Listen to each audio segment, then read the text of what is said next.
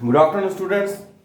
So, in the last lecture, we have done the numerical based on the pulley system, apparent weight and actual weight, impulse, and the law of conservation of linear momentum. After this, we are having an important phenomena or process that is called friction. Everybody knows that friction is opposite force. So, today we will discuss deeply the concept of frictional force, types of frictional force, and all the miscellaneous examples and derivations that depend upon the frictional force. So firstly, सबसे पहले frictional force जो है उसकी definition क्या होगी? क्या आपका frictional force होता है? देखिए, सपोज कीजिए आपके पास ये हॉरिजॉन्टल सरफेस, ये एक आपका हॉरिजॉन्टल सरफेस है और यहां आपने एक ब्लॉक रख रखा है जिसका आपका m kg आपका मास है। अब ये ब्लॉक का सरफेस है और हॉरिजॉन्टल सरफेस भी है इसके साथ। अब आप ब्लॉक पर सपोज कीजिए 100 न्यूटन का फोर्स लगा रहे हैं, बट ब्लॉक आपका रेस्ट कंडीशन में ही है, ब्लॉक आगे मूव नहीं कर रहा है। क्यों? आपने तो 100 न्यूटन का फोर्स लगाया बट ब्लॉक आगे मूव नहीं कर रहा है। अब इसका आंसर आप ये दे सकते हैं, आपके माइंड में होगा कि ब्लॉक आपका बहुत भारी है, हमसे हिल नहीं रहा है, हमने फोर्स लगाया 100 न्यूटन का बट आगे की तरफ नहीं जा रहा है। तो फिजिक्स में इसका रीजन क्या है कि कोई ना कोई अपोजिट डायरेक्शन में भी फोर्स लगा रहा होगा या अपोजिट डायरेक्शन में फोर्स क्रिएट हो रहा होगा। तो अपोजिट डायरेक्शन में जितना 100 न्यूटन इस डायरेक्शन में फोर्स, आपका इस डायरेक्शन में फोर्स अप्लाई हम कर रहे हैं, उतना ही आपका अपोजिट डायरेक्शन में स्टूडेंट 100 न्यूटन ही फोर्स आपका लग रहा है। ठीक है, इस इमेजिनरी फोर्स को जो हमें दिखेगा नहीं, अपने आप लगता है फोर्स, क्योंकि हम ये बोलते हैं कि काफी भारी आपका ब्लॉक था, हम इसको हिला भी नहीं पाए। इसका मतलब जितना हम फोर्स लगा रहे हैं उतना अपोजिट डायरेक्शन में एक और फोर्स लग रहा है, इमेजिनरी फोर्स है, टेंजेंशियली लगेगा। मतलब ये जो ब्लॉक है इस ब्लॉक के बिल्कुल टेंजेंट ये टेंजेंशियली फोर्स लगेगा। इसको हम क्या बोलेंगे?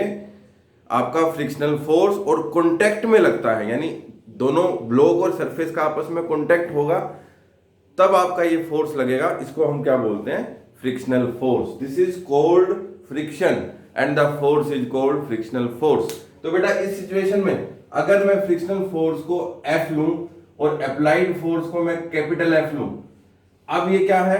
अगर आपका रेस्ट पोजीशन में है तो आपका F minus small f equal to 0 होगा, क्योंकि आपस में बैलेंस हो रहे हैं। तो यहां से F की वैल्यू कैपिटल F की मतलब क्या हुआ? उसी तरीके से देखिए, एग्जांपल दिया 100 न्यूटन का इस तरफ लग रहा है तो 100 न्यूटन का ही इस तरफ लग गया। अब दूसरी चीज, दोबारा से मैं इस ब्लॉक को बनाता हूं। ठीक है, ये मैंने ब्लॉक बना लिया। अब ये तो हॉरिजॉन्टल की बात थी, अब हम वर्टिकल की बात करते हैं। वर्टिकल में एक फोर्स कहां लगा रहा है? यहां, और आपका सपोज करो वेट नीचे की तरफ है, तो अब ये क्या होगा? F minus W should be equal to 0, तो F इक्वल टू W। ये ऐसा क्यों हुआ? क्योंकि हॉरिजॉन्टल में भी ये नहीं हिल रहा और वर्टिकल में भी उछल थोड़ी रहा है, ऊपर की तरफ जो थोड़ी जा रहा है ना, नीचे की तरफ जा रहा है जमीन में, एक जगह पे बिल्कुल आराम से है आपका। तो ऊपर वर्टिकल में भी बैलेंस होगा, किससे? F और नीचे weight F minus W equal to 0। अब इसको हम कंबाइन करते हैं स्टूडेंट्स। ये जो आपका सिरा है पूरा, अगर आप इसको कंबाइन करो तो कंबाइन करने के बाद क्या बन गया? ये आपका हॉरिजॉन्टल सरफेस था, ये आपका ब्लॉक था, और यहां आपने F लगाया, यहां आपने W लगाया। ये आपका स्मॉल f था और ये F अप्लाइड बोल देता हूं, सपोज करो FA अप्लाइड। तो यहां से FA minus F should be equal to 0, यानी FA माइनस F, यानी अप्लाइड फोर्स किसके इक्वल आ गया? फ्रिक्शनल फोर्स के। और सेकंड क्या था? F minus W should be equal to 0, तो ये F किसके इक्वल आ गया? W। मतलब जो आपका फोर्स है नीचे वेट के बराबर हो गया, तो इसको क्या बोलेंगे हम? इक्विलिब्रियम कंडीशन यानी बैलेंस कर दिया मैंने। अब और आगे की तरफ इस कॉन्सेप्ट में जाते हैं। ये तो आपने क्या बता दिया फ्रिक्शनल फोर्स की definition, that imaginary force which always acts in the opposite direction when we are having a contact between the two bodies, okay, that is called frictional force। ये फ्रिक्शन फोर्स की law भी थी कि opposite direction में लगता है, आपने देख भी लिया। अब सपोज कीजिए मैंने इस पे 200 न्यूटन फोर्स लगाया, ठीक है, पहले तो 100 न्यूटन फोर्स लगाया था, अब मैंने 200 न्यूटन फोर्स लगाया, बट अब भी नहीं हिल रहा है, ठीक है, अभी भी नहीं हिल रहा है, क्यों? क्योंकि बहुत भारी था। तो क्या पीछे 100 न्यूटन ही फोर्स लग रहा होगा? अगर पीछे 100 न्यूटन की तरफ 100 न्यूटन फोर्स लग रहा है फ्रिक्शन, तो ये आगे चला जाएगा, बट फिर भी आगे नहीं जा रहा है। इसका मतलब पीछे भी आपका 200 न्यूटन फोर्स ही होगा। मतलब ये जो F माइनस F है ये 0 के इक्वल होगा, तो F किसके इक्वल होगा? F के। क्यों? क्योंकि ये किस में पोजीशन में है? रेस्ट पोजीशन में। तो बेटा ये दोनों जो केस करें कि हमने, ये आपके टाइप्स ऑफ फ्रिक्शन का पहला टाइप था, that is your static friction. This is called static friction. तो यहां से आपने क्या सीखा? स्टैटिक फ्रिक्शन, जो स्टैटिक फ्रिक्शन है आपका, वो आपका सेल्फ एडजस्टिंग होता है, सेल्फ एडजस्टिंग फ्रिक्शन। ये आपकी स्टेटमेंट भी आ सकती है, static friction is a self adjusting friction. Explain how. तो आपको यही करना है, पहले 100 का एग्जांपल लेना है, फिर 200 का एग्जांपल लेना है आपको। सपोज करो इसको मैं 500 भी कर दूं, तो डेफिनेटली पीछे की तरफ 500 न्यूटन फोर्स ही लगेगा, अगर वो बॉडी किस में है, ये ब्लॉक किस में है? रेस्ट पोजीशन में है। मतलब इतना ज्यादा भारी था।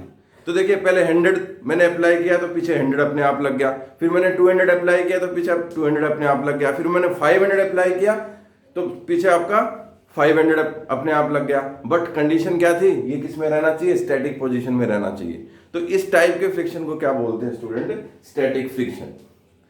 इस तरीके से आप इसको एक्सप्लेन कर सकते हैं कि स्टैटिक फ्रिक्शन आपका एडजस्टिंग फ्रिक्शन होता है, हम उसको एडजस्ट कर सकते हैं, ठीक है।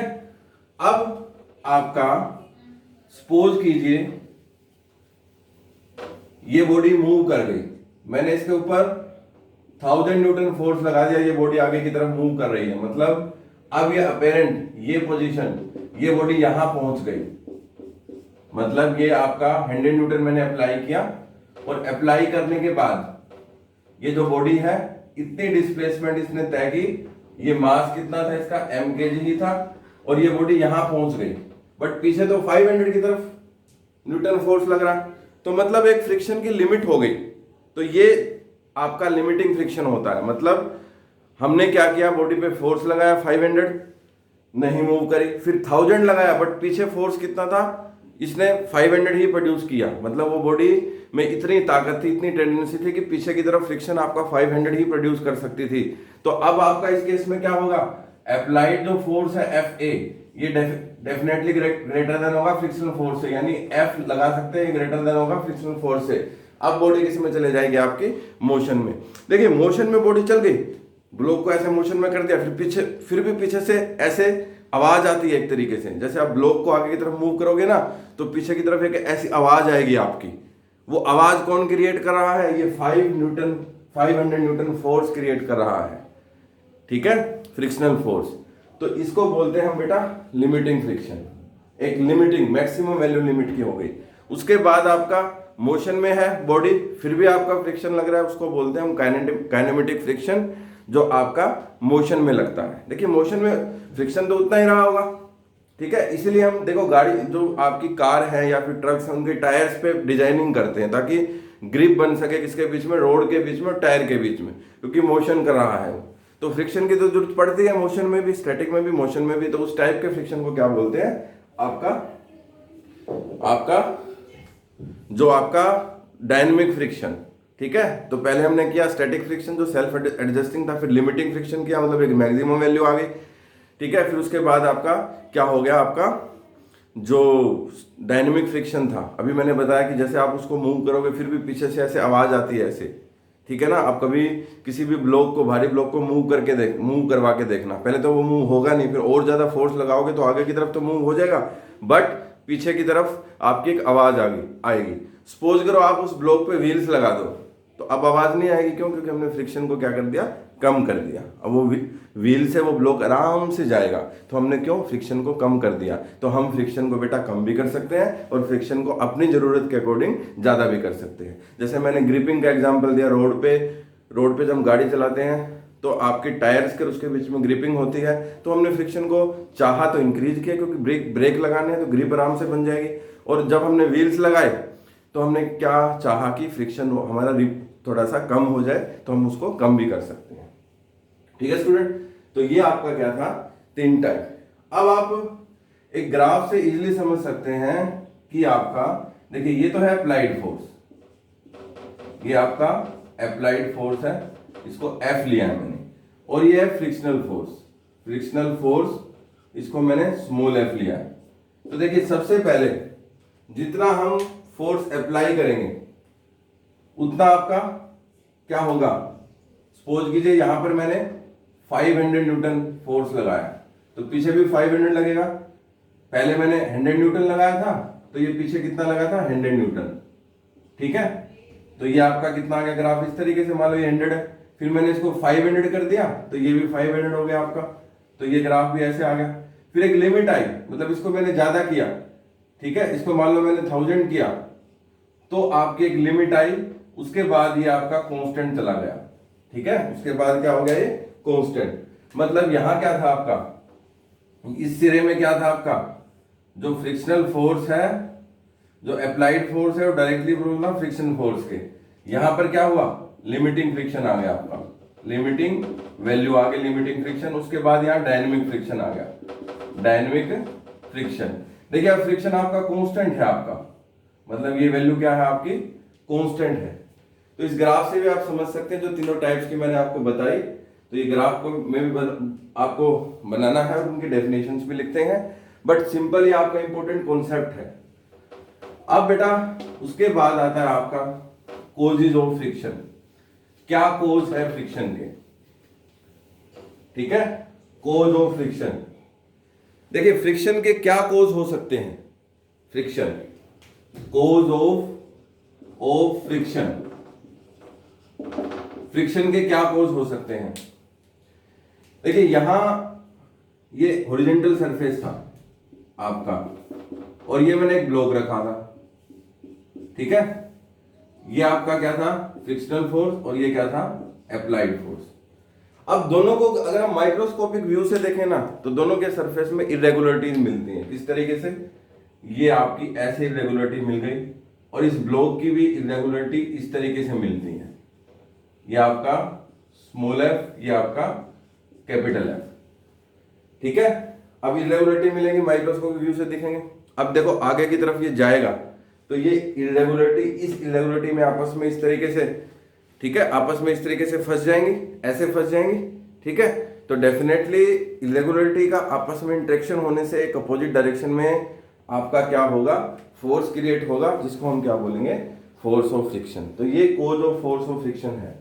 तो cause of friction, force of friction में क्या लिखेंगे, ड्यू टू द इरेगुलरिटीज, ठीक है, we are having interaction between the two bodies when we are having a area in the contact, so this is called and due to this an opposite force act, that is called frictional force with respect to the applied force। तो आप ये चीज लिखेंगे, ये diagram बना देंगे। अगर मैं इसको अच्छे तरीके से देखूं तो ये आपकी रेगुलरिटी थी, और ये आपकी इरेगुलरिटी इसमें फंस गई आपकी। ठीक है, तब जाके आपकी आवाज आती है, जब हम उसको मूव करवाते हैं तो आवाज आती है, तो उसको हम क्या बोलते हैं, कोजेज ऑफ फ्रिक्शन। तो ये बेटा क्या था, कोजेज ऑफ फ्रिक्शन। ठीक है, तो कोजेज ऑफ फ्रिक्शन के बाद आपकी लॉ ऑफ फ्रिक्शन है। ठीक है, कोजेज ऑफ फ्रिक्शन के बाद जो टॉपिक है आपका वो है लॉ ऑफ फ्रिक्शन। जो लॉ ऑफ फ्रिक्शन है that is your law of friction. देखिए हमने क्या देखा, ये आपका ब्लॉक था, और ये आपकी फोर्स था, और ये आपका कैपिटल एफ था। यहां सपोज करो नॉर्मल रिएक्शन है, और ये आपका mg है। तो हमने क्या देखा, इमेजिनरी मान लेते हैं, हमने क्या देखा कि जो आपका फोर्स ऑफ फ्रिक्शन है वो डायरेक्टली प्रोपोर्शनल है नॉर्मल रिएक्शन के। मतलब जितना फोर्स ऑफ फ्रिक्शन होगा उतनी ही नॉर्मल रिएक्शन होगी। तो आपका force equal to mu into r आ गया, और यहां से जो फोर्स है फ्रिक्शन फोर्स, ये म्यू इंटू आर बन गया नॉर्मल रिएक्शन के प्रोपोर्शनल। तो यहां से म्यू की वैल्यू कितनी आ गई, एफ डिवाइड बाय आर। तो बेटा इसको बोलते हैं coefficient of friction, coefficient of friction. ये क्या होता है आपका कोफिशिएंट ऑफ फ्रिक्शन। ये डिसाइड करता है कि कितना फ्रिक्शन हमें अप्लाई करना है, और इसी को बोलते हैं लॉ ऑफ फ्रिक्शन, मतलब first law of friction, first law. तो आप लिख सकते हैं first law, the law of friction, that first law state that the force of friction is directly proportional to the normal reaction. पहले statement लिख ली, the force of friction is directly proportional to normal reaction. Then उसके बाद आप ये diagram बना देंगे। Mathematically we can write F proportional to R, where R is the normal reaction, F is the force of friction, and F equal to mu R. एक constant जोड़ना पड़ेगा तो mu जोड़ दिया, तो F equal to mu and mu equal to F by R, and mu is called the coefficient of friction. This is first law. और second law क्या थी आपकी? Second law में आप क्या explain करेंगे? ये तो first law थी, second law क्या थी आपकी? The force of friction acts tangentially along the surface of contact of two body. यानी ये आपका क्या था, एक बॉडी थी, ठीक है, ये आर था, ये आपका एम जी था। अब जो फोर्स ऑफ फ्रिक्शन है, देखो ये एरिया ऑफ कॉन्टेक्ट है आपका, ये एरिया, तो इसके टेंजेंटली ड्रॉ, ये आपकी टेंजेंट ड्रॉ हो गई, यहां पर फोर्स ऑफ फ्रिक्शन लगता है एफ, ठीक है, और ये आपका क्या है, अप्लाइड फोर्स। तो सेकंड जो लॉ है आपकी, सेकंड लॉ, तो सेकंड लॉ को लिख लीजिए, ये डायग्राम बनाना है, लिखिए सेकंड लॉ को कि the force of friction, the force of friction acts tangentially along the surface of contact of two body। ये पहले भी बता दिया था, the force of friction acts tangentially along the surface of contact of two bodies। Okay, आप ये भी लिख सकते हैं, उसके बाद इस लॉ के बाद थोड़ी एक्सप्लेनेशन हो तो ये भी लिख सकते हैं कि जो static friction is a self adjusting friction, ये बड़ा इंपॉर्टेंट है, ठीक है। अब limiting friction, the limiting force of friction depends on the nature of surface in contact। देखिए nature of contact, third law जो है आपका फ्रिक्शन का, ये आपका क्या है, एक फ्रिक्शन जो है आपका वो डिपेंड किस पे करता है, एरिया ऑफ कॉन्टैक्ट या surface, nature of surface of contact, nature of surface of contact. जो फोर्स ऑफ फ्रिक्शन है, मान लो लिमिटिंग फ्रिक्शन एग्जांपल ले लो, लिमिटिंग फ्रिक्शन ले लो, आपका स्टैटिक फ्रिक्शन ले लो, आपका क्या ले लो, आपका डायनामिक फ्रिक्शन ले लो, वो डिपेंड किस पे करता है, nature of surface of contact. कैसे nature of surface of contact, देखिए एक आपने सरफेस ले लिया, इसमें बहुत ज्यादा इरेगुलरिटी है, और ब्लॉक में भी बहुत ज्यादा इरेगुलरिटी है। एक सरफेस ले लिया आपने, ब्लॉक में कम इरेगुलरिटी है हॉरिजॉन्टल सरफेस में, और आपका ब्लॉक में भी बहुत कम इरेगुलरिटी है। तो अगर इसमें फ्रिक्शन F है तो इसमें F डैश है, तो ये F डैश के इक्वल नहीं है। क्यों? क्योंकि इसमें इरेगुलरिटी ज्यादा है, इसमें इरेगुलरिटी कम है। अगर इरेगुलरिटी ज्यादा है तो ज्यादा फ्रिक्शन होगा, पीछे की तरफ फोर्स ज्यादा लगेगा। इरेगुलरिटी कम है तो आपका फोर्स ऑफ फ्रिक्शन भी कम लगेगा। तो ये आपका क्या था, nature of surface of contact पे भी डिपेंड करता है, या आप ये कह सकते हैं कि the force of friction that depend upon the area of the contact. ठीक है, एरिया ऑफ कॉन्टैक्ट पे क्या करता है, डिपेंड करता है। ठीक है, उसके बाद दो फ्रिक्शन और भी है, स्लाइडिंग और रोलिंग। स्लाइडिंग क्या है, जैसे सपोज कीजिए ये आपका इंक्लाइंड सरफेस है, यहां से कोई ब्लॉक आप स्लाइड करवाते हो। स्लाइड मतलब बिल्कुल ऐसे नीचे की तरफ लेके जाते हो, थोड़ा ग्रेविटी के कारण नीचे की तरफ आएगा डेफिनेटली। तो उस टाइम जो अपोजिट डायरेक्शन में फोर्स लगता है उसको क्या बोलते हैं, स्लाइडिंग फ्रिक्शन।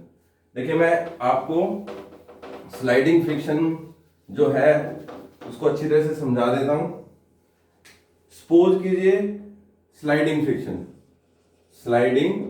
फ्रिक्शन जो आपका स्लाइडिंग फ्रिक्शन है, ये आपका कोई भी इंक्लाइंड सरफेस था जो आपका इस पे अल्फा एंगल पे था। आपने ब्लॉक था, इसको नीचे की तरफ मूव करवाना शुरू कर दिया, ठीक है, बट अपोजिट डायरेक्शन में फोर्स लगेगा फ्रिक्शनल, तो जिसको क्या बोलते हैं, स्लाइडिंग फ्रिक्शन। मतलब बॉडी स्लाइड करते हुए नीचे आए तो अपोजिट डायरेक्शन में जो फोर्स लगता है उसको स्लाइडिंग फ्रिक्शन बोलते हैं।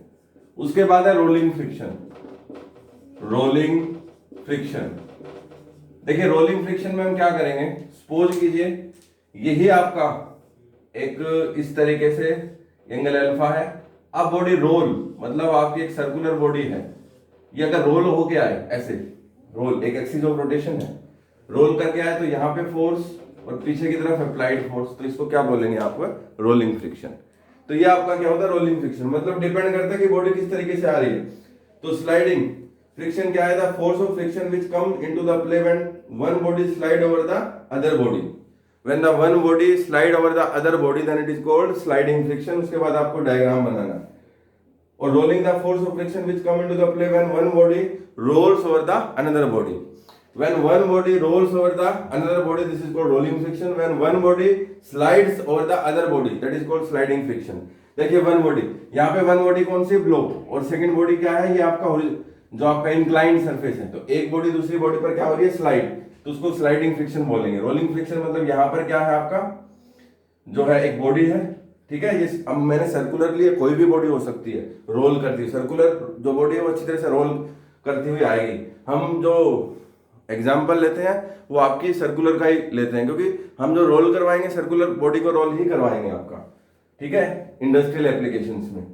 तो ये जब ये एक बॉडी है, ये दूसरी बॉडी है, तो एक बॉडी दूसरी बॉडी पर जो फ्रिक्शन लगाती है रोलिंग के दौरान, उसको क्या बोलते हैं, आपका rolling friction. Clear student, coefficient of friction हमने कर लिया, ठीक है। So this is about the today lecture. तो student, in the next lecture we will discuss the next topic based on this chapter. तो देखिए, जो रोलिंग, जो आपके फ्रिक्शन के जितने टाइप्स कराए या फ्रिक्शन है, ये आपका इंट्रोडक्टिव लेक्चर है आज का, तो काफी इंपॉर्टेंट है और समझने के लिए ज्यादा है, अंडरस्टैंडिंग के लिए ज्यादा है।